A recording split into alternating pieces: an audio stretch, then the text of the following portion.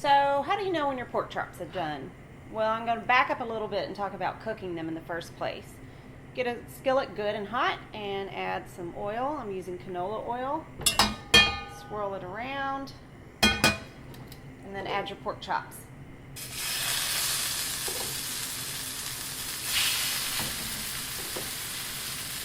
Now these are pork loin chops, and I've chosen those with the bone still in because I think the bone helps retain moisture, so you get a moist pork chop that's not dry. These are a little bit thin, they're a little bit small in keeping with cooking light portions, so it's not going to take long to cook them at all, just maybe 3 to 4 minutes on each side. Perfect. Okay, once those have gone about 3 minutes, I'm going to give them a flip. Okay, so then how do you know when they're done? Well, a lot of people will tell you to use the touch test, where you're supposed to know how well done the meat is just by touching and feeling its texture. But unless you've cooked about 1 million pork chops, that's not really going to resonate with you. Instead, I strongly recommend using a thermometer. So back in 2011, the USDA changed its safe cooking temperature for pork from 160 to 145, and that's a big difference. What that means is that perfectly done pork and safe pork is going to be a little pink in the middle. It's perfectly fine, and most importantly, it's going to be juicy.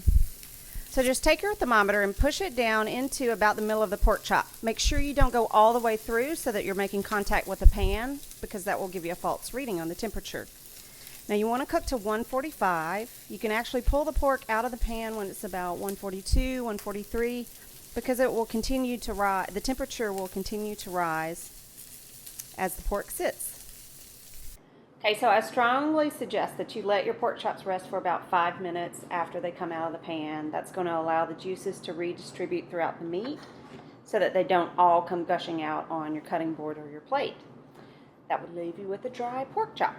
So here's the one that we cooked to 145. I'm going to cut in, and you see it is still a little pink in the middle, and that is perfectly acceptable. In fact, that's what you want.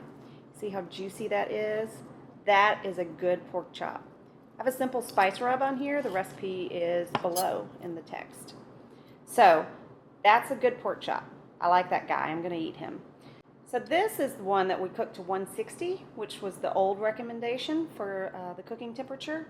It looks juicy on top. Let's see what it looks like when we cut in. Okay, so it's not pink, it's a little bit white. And as I continue to cut in, it just doesn't have the same juicy quality as the other pork chop.